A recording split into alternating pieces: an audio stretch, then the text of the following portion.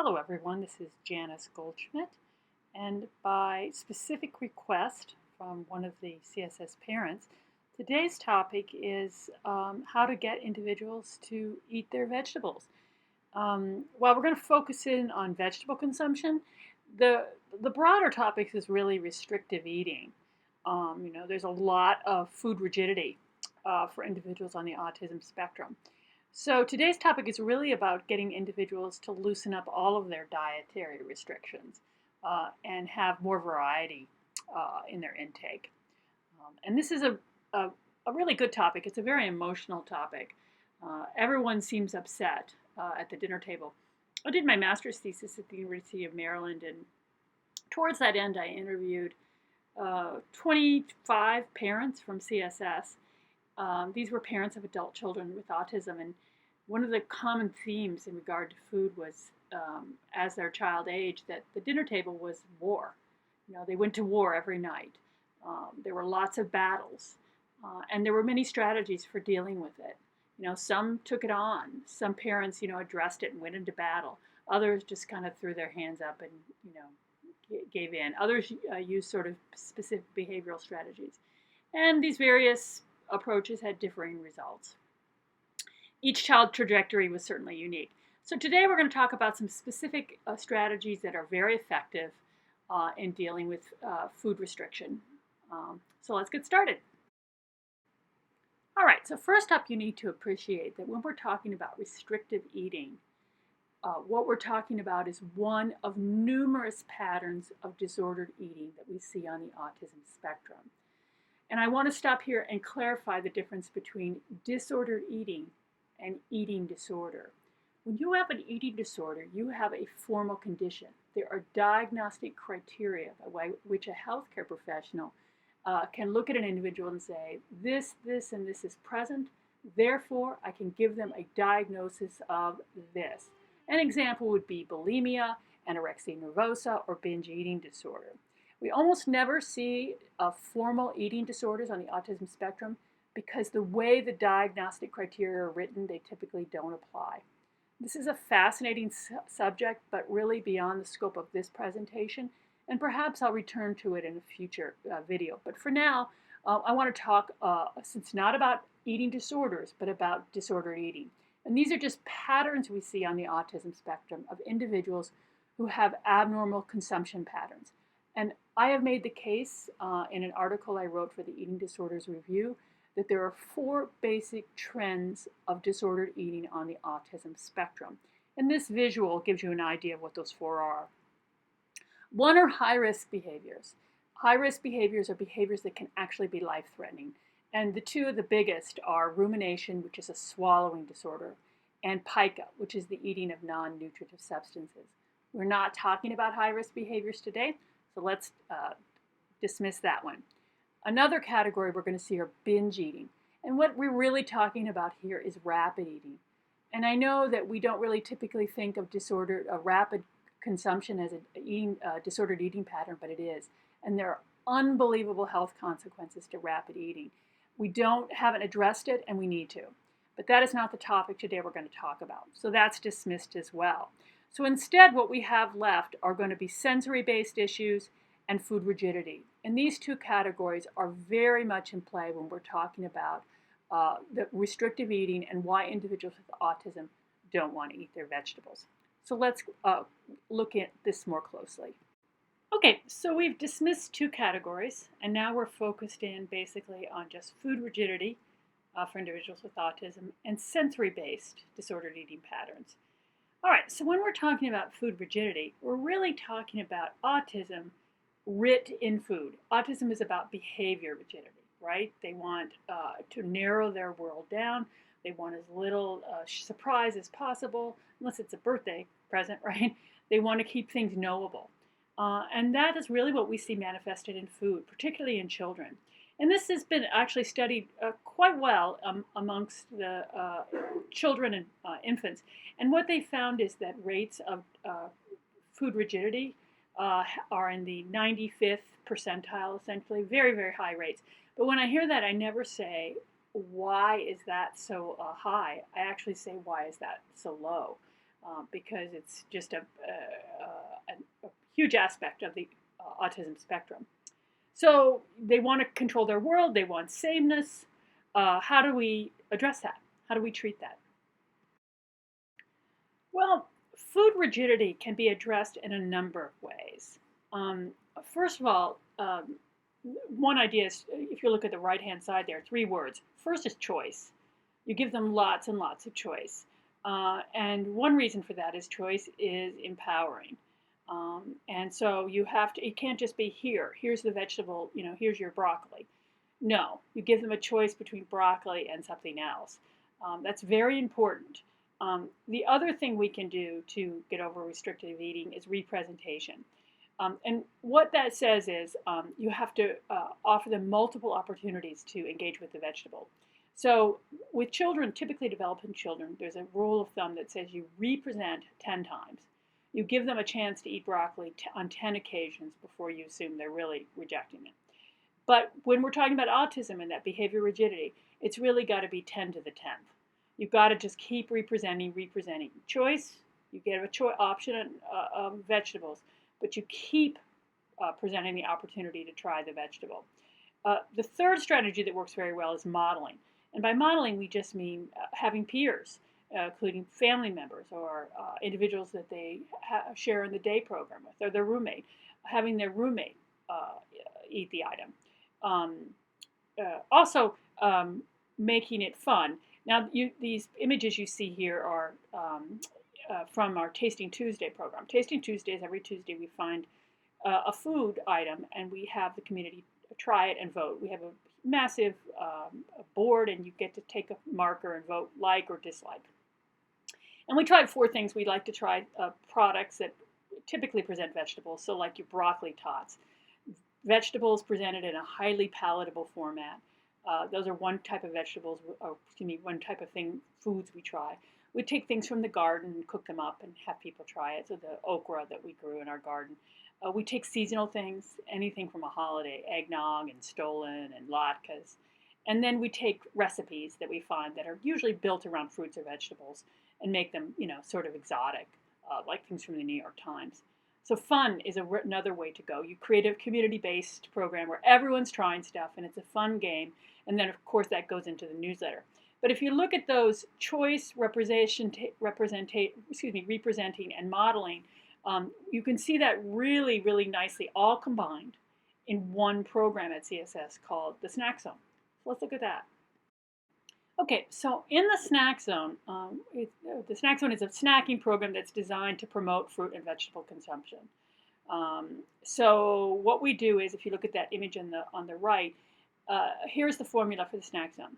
We have apples, oranges, cucumbers, tomatoes, celery, and carrots. They're all bagged in individual servings. Everything's washed and ready to go. You can have unlimited amounts of those items. There's no limit to how much of the fruits and vegetables, all you want. But you can only have one of the energy-dense items to go with it. So those includes an individual serving of peanut butter, of ranch dressing, of cream cheese, or the yogurt. And the goal here is to get you in and out with a snack in the 250 calorie range. So often snacks end up being meals, and very few of us or the individuals we work with need another meal. So the Snack Zone, you come in and there's 3 things going on to promote the fruit and vegetable consumption. One is choice. There's enough variety in here that you can have unbelievable combinations. You can try for weeks. You can start with the apple and the peanut butter, then you go to the carrots and the peanut butter, then you have an orange and an apple, and then tomatoes and cream cheese, and on and on and on and on with combinations. So we have that choice. Then representation, you're going to go back and back and back and back and back to the Snack Zone. It's in your schedule. You're just going to keep being represented with these fruits and vegetables over and over and over and over again. And the Snack Zone is genius for number 3, for modeling. You're going to have peers, your support staff or your friends, eating these fruits and vegetables in front of you. And they do observe people eating and do start to try stuff. It really opens up diets in the Snack Zone. So you see that choice, that representation, and the modeling all going on at once in the Snack Zone. And it's a very effective strategy for overcoming that dietary rigidity. Okay? And just an aside, for those of you who are interested in our Tasting Tuesday subjects and activities, we post everything in our Food for Thought newsletter, which comes out twice a month. And there you'll find every item that we tasted and what the outcomes were. And it might give you ideas for fruits and or vegetables to bring into your own household or to the household where you work. Well, choice, representation, and modeling are very effective, as is making a game, making it pleasurable and fun to experiment with fruits and vegetables. One of the most effective strategies for addressing that food rigidity in regard to fruits and vegetables is food preparation, cooking, drawing individuals into cooking. And that's really what my professional focus has been the last decade. And so I have my own cooking program at CSS entitled Active Engagement.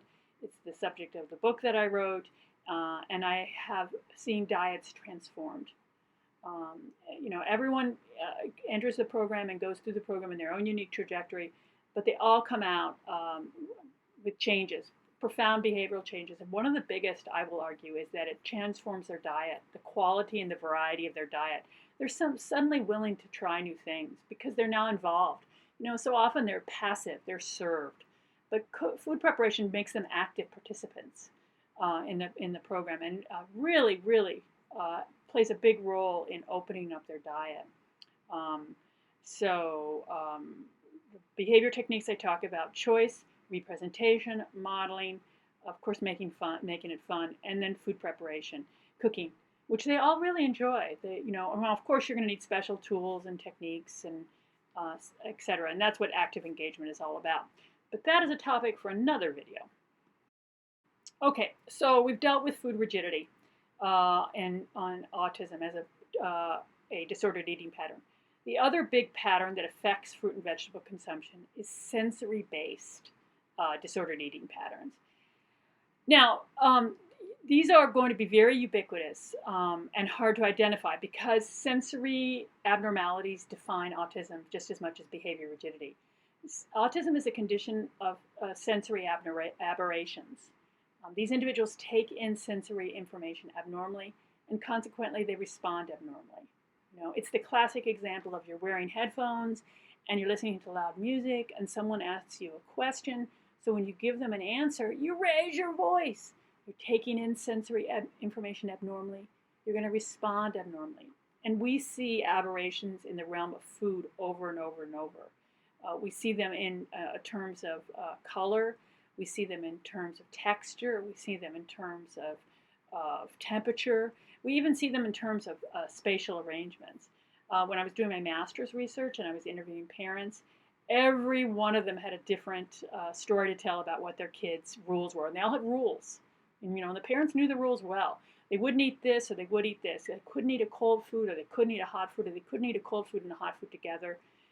They couldn't eat a yellow foods or they couldn't eat green foods or they couldn't eat yellow and green foods together. They couldn't have foods that touched on the plate, or they could only eat off this plate, or they could only eat in this spot, or they could only use this or that. Lots and lots of rules typically related to sensory issues going on. So these are not small things. These are, and they have significant consequences in terms of what the individual is willing to eat. All right, so how are we going to address these sensory-based disordered eating patterns, in terms of promoting fruit and vegetable consumption? Well, I have to tell you that you almost can't. It's almost impossible to get around a sensory aversion. And to get this point across, I'm showing you a picture of the raspberry. I have a master's in nutrition and a master's in public health, and I can tell you that a raspberry is almost a perfect food. It is so high in nutrients and so low in calories. It's beautiful in color, and it's just, it's one of God's great gifts to this earth. And I don't care. I will not eat them. I have a sensory aversion to raspberries. Something about the way they sit in your mouth, the little seeds. I can't stand it. I gag. I have a gag reflex with raspberries. I can't get over that by rationalizing how perfect a food they are. It doesn't matter. The sensory aversion is primordial, right?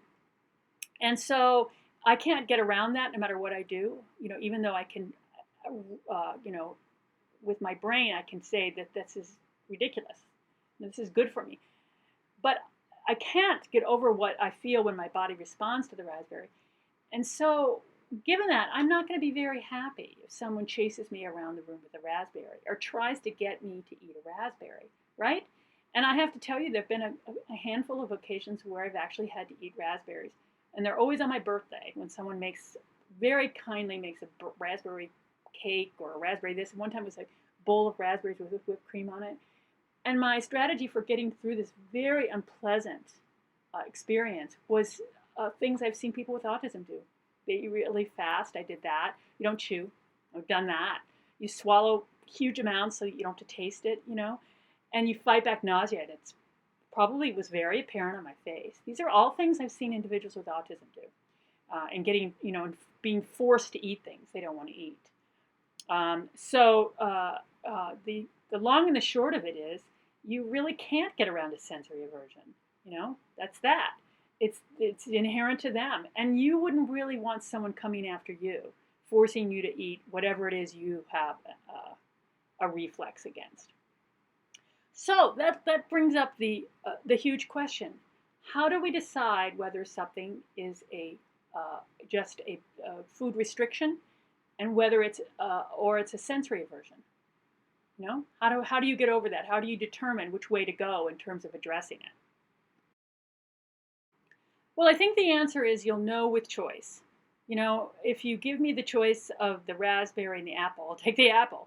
You give me the choice of the raspberry and the kumquat, I'll take the kumquat. You give me the choice of the raspberry and the banana, I'm going to take the banana. So the idea is that if we are always offering choice, as we should be, we're going to get around sensory aversions because the individual will just have the option out. So we're going to do all the different strategies we talked about for getting over the restrictions, and we get around the sensory aversions by always having choice available so that the individual isn't going to be forced to take in something that is truly unpleasant for them. Okay? All right, I just want to give you a shout out to a couple of other strategies that have been shown to be effective. In the general public, one of the most popular is the sort of hiding vegetables approach. This is a very famous cookbook, Deceptively Delicious, written by Jerry Seinfeld, the comedian's wife, Jessica Seinfeld. And she has lots of strategies for getting vegetables in where kids don't really know it. Put them in quesadillas, or use rice cauliflower, slip, spinaches into lasagnas, puree them and then add them to things. And that works really well, I think, for little kids, right? Who don't really know better. They typically will catch on as they grow older, but it's a tool in your toolkit. Of course, a very common strategy for promoting fruit and vegetable consumption is behavior modification, meaning you reward the behavior you want to increase. This is a classic study of looking at rewarding, using a token economy to preschool children to eat their fruits and vegetables. And so that's a very good example of behavior mod. A lot of parents give me examples of how they use behavior mod to increase dietary quality. I got an email from a mother who was telling me about how with her 3-year-old autistic child, she presented peas, he rejected it, and then she would say, you can't have the chicken and the rice until you take a bite of the peas. And tears, but then, she held her ground, he takes a bite. And she does the cycle again. She holds her ground, he finally takes a bite, and then she presents the peas a third time, and now he's willing to eat them because he's been exposed to them, and he lived, and indeed, with a little bit of exposure, he can find out that he doesn't really mind the taste of the peas after all. So behavior modification is a very classic technique for promoting. At least exposing them to it, getting them to try it. In the long term, it may not be quite as effective. Here's a review article looking at programs for promoting fruit and vegetable consumption among children 2 to 5 years of age in the general public, so not disabilities. But this was a very far-ranging study that came out just a couple of years ago, and it found basically 9 approaches to addressing fruit and vegetable restriction. So let's look at those. So one approach was educational. You educate people and they will change their behavior. I'm not a big fan of that approach because we all pretty much know what we're supposed to do, but we rarely do it. What works much more better is to shape the behavior. An example is we know we're not supposed to eat snacks, but if we buy snacks, we're going to eat them, even though we know. So we don't buy snacks and shape our behavior, right? Seems to work better. Taste exposure, that just means like a tasting like we have every Tuesday, where we get them to try new things all the time. And the idea is that we're making it fun, so they're always more willing to participate in the game. Um, Pairing vegetables. So the example would be we don't expect them to eat carrots, but we expect them to eat carrots and ranch.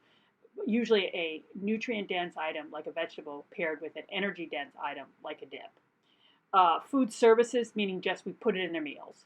We're going to provide lunch, but we're going to try and get a vegetable into what we do it.